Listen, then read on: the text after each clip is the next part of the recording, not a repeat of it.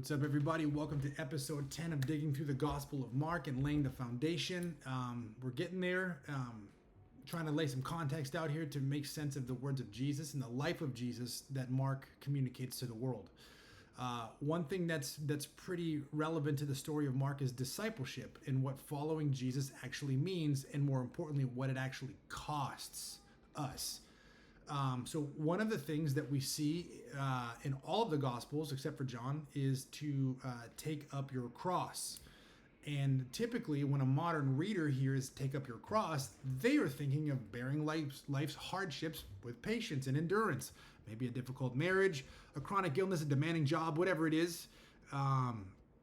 Broken leg, who knows? But that reading would have been really unrecognizable to Mark's initial audience and the initial recipients of those admonitions from Jesus. So crucifixion was Rome's most deliberately brutal tool for political terror. It was public, agonizing, and maximally humiliating. People that were crucified were naked up there, super shameful.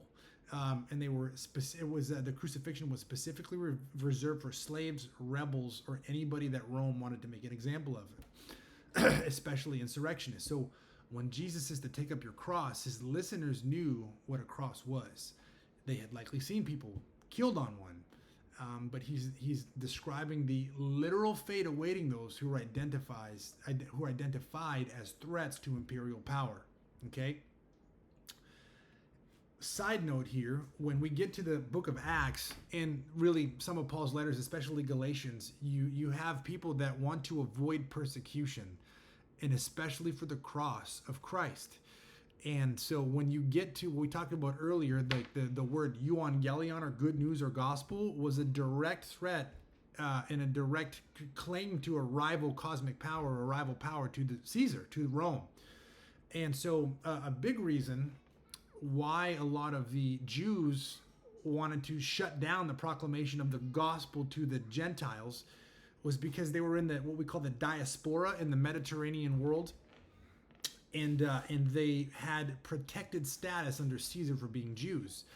They through their circumcision, they were allowed to have peaceful synagogue communities and worship Yahweh and not the Roman imperial cult and all of the deities of the Roman Empire, and burn incense to them and all that stuff.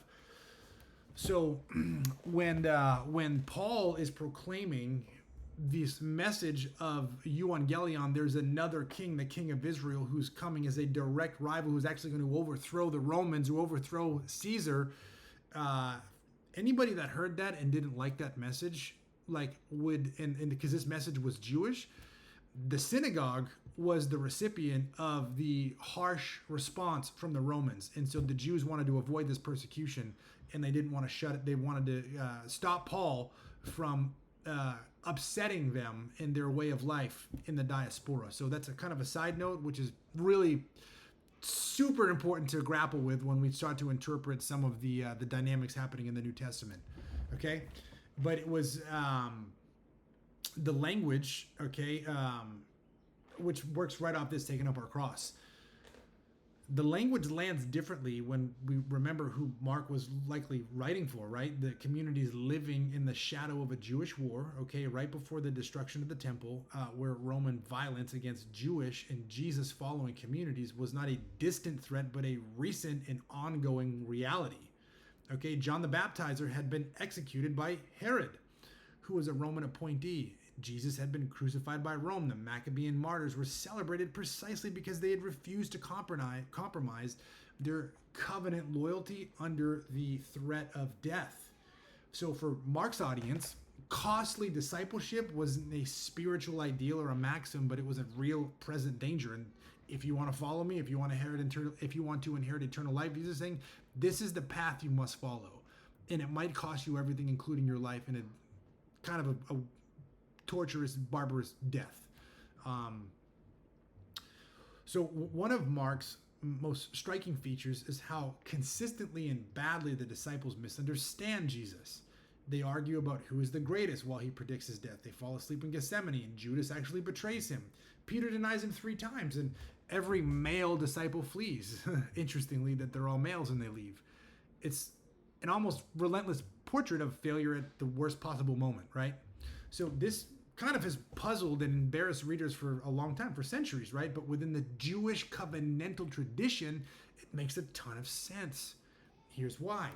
So the prophets, the Dead Sea Scrolls, and texts like the Damascus document, which is another Second Temple text, okay, that came from the Qumran community, all return repeatedly to the same painful theme. Covenant failure is not an external problem. Foreign domination, enemy armies, pagan pressure. This is a problem, and this is what the curses of the Torah communicate are going to be challenging to the people of Israel that are scattered and dispersed among the nations. So this is actually an internal crisis. Israel repeatedly collapses from within. At the very moments when fidelity matters most, they fail, they don't get through, they don't persevere. So the Qumran community, okay, where the Dead Sea Scrolls come from, was so aware of this danger that their community rule, to enter the community, you have to subscribe to these rules. They put a community rule out there. If you don't know what it is, go and look it up. It's kind of interesting. The devotees, the community rule devotes extensive attention to the possibility of members backsliding, even within the faithful remnant that they consider themselves to be. So Mark's disciples embody the same pattern, and they gather around a figure whose mission they cannot fully grasp, at least not yet, whose path that they refuse to accept, and from whom they ultimately flee. This is not just a negative portrait of flawed individuals. It's an honest, theologically serious picture of what covenant fidelity looks like under and within eschatological pressure. Let that sink in, guys. This is not just a negative portrait of individuals who make mistakes, right? This is honest, and it's a picture of what covenant fidelity, faithfulness to God looks like when things are difficult. And I hope that we can wrestle with that and identify honestly where we really are at in light of that. So this crisis point reveals what was always true. Genuine loyalty to God's purposes is a lot harder than it looks. So the calling of God, the election of God, is not easy. It's hard, it's difficult, but there's significant reward and purpose with it all. It costs more than expected, and it cannot be assumed even among the inner circle, okay? So the painful honesty of Mark's discipleship portrait is itself part of the message. Following Jesus into the purposes of God was never, ever, and it's still not going to be comfortable, safe, or instinctive, but it requires, and still requires, a fundamental reorientation of everything that you thought you were signing up for, and it requires a surrender or a submission of your very life if you really want to make this journey to the end. Think about this, guys. I hope this is helpful and encouraging and challenging at the same time as we wrestle with what it actually means to follow Jesus. It's a lot more arduous than sometimes we get told when we first say yes. Blessings, guys.